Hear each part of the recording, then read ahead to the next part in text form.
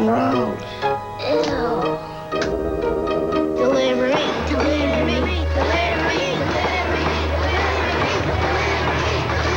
Hello, Pizza Hut?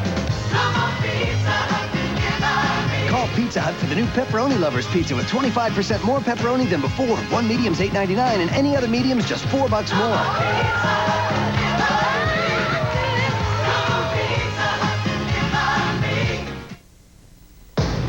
Mercedes-Benz automobiles represent decades of durability testing,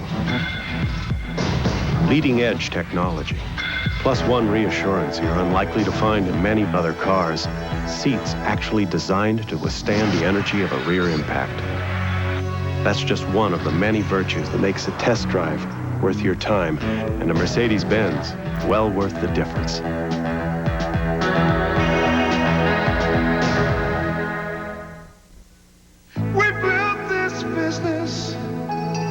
I hit the brakes. You know they're anti-lock brakes. It was close, but we stopped in time. Build this business. Every year they plant new trees. Dad says they make good things from trees. After my accident, they advanced my insurance benefits and built me a ramp and got me back on my feet. We built this business to build your dreams. Listen here, cause Ray's got a big announcement for you.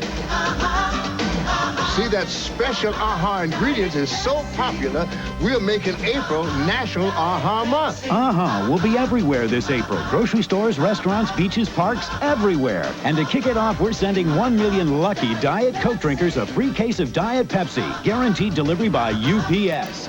It's the celebration of the year, baby. You got the right one, baby. Yeah. With 100% AHA. This is an update from CBS News. I'm Paula Zahn in New York. On this, the final weekend before the New York primary, today was a day for attacks, an apology, and an endorsement. Almost. Richard Threlkeld reports. There were more Clinton headlines in the New York tabloids today, but this time it was Hillary Clinton, the candidate's wife, quoted in the new issue of Vanity Fair magazine, repeating unsubstantiated allegations that President Bush has had extramarital affairs. So she apologized. Nobody knows better than I the pain that can be caused by even discussing rumors in private conversations, and I did not mean to be hurtful to anyone.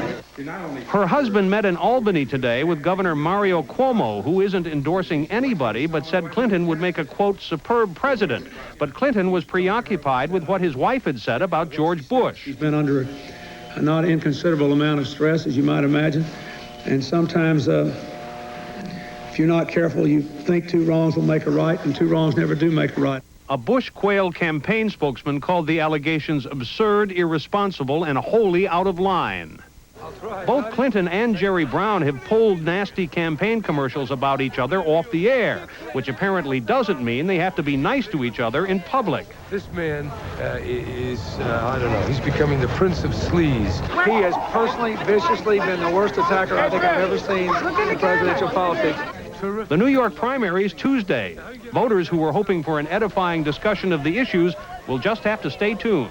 Richard Threlkeld, CBS News, New York. White House spokesman Marlin Fitzwater is denying a report that he's frustrated with White House leadership. Today's Washington Post says Fitzwater went on a sudden vacation out of exasperation.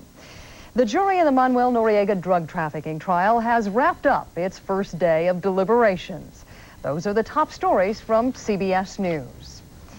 In other news, Libya's Muammar Gaddafi Watch News 7 tonight, and here's what you'll see. A gruesome discovery in Springfield. Authorities are investigating the discovery of two bodies, one male, one female. They were found at the home of former Hampton County Assistant District Attorney Thomas Kelly. He just returned from a trip to Florida and found the bodies in a car that was in his garage. Police don't know who the victims are or the cause of death. 7 young Asian men were arrested last night in Dorchester on charges of armed assault. Police say the 7 broke into the apartments on the 2nd floor of 192 Adams Street in Dorchester, demanded money at gunpoint from 18 people inside, and took more than $2,000 in cash and jewelry before they were caught hiding in the building's basement. Police Commissioner Mickey Roach was pleased by the quick arrest, but concerned about another armed attack. Organization. Thank God at this point, because they're not sophisticated. But they'll get together, and it's that, that brace and that quick act of violence or robbery they try to commit so quickly. I think that's what can really raise the fear level. Police say more than $2,000 in cash and jewelry were recovered. The 7 arrested face arraignment on armed robbery charges Monday morning. In Bay State politics tonight, delegates are picked to represent Paul Tsongas and Jerry Brown at the Democratic National Convention. Tsongas, who dropped out of the race, gets the lion's share of the Massachusetts delegates, pledged to him until he says otherwise. New York primary results could mark a Tsongas re-entry into the presidential race. And Bay State pro-choice supporters head to Washington tonight for Sunday's abortion rights march in the nation's capital. Gary Armstrong will have that story.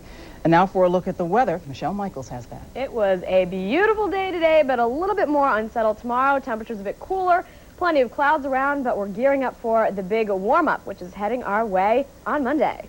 Join us for all the news, weather, and sports tonight after basketball and Boys of Twilight. We'll see you then.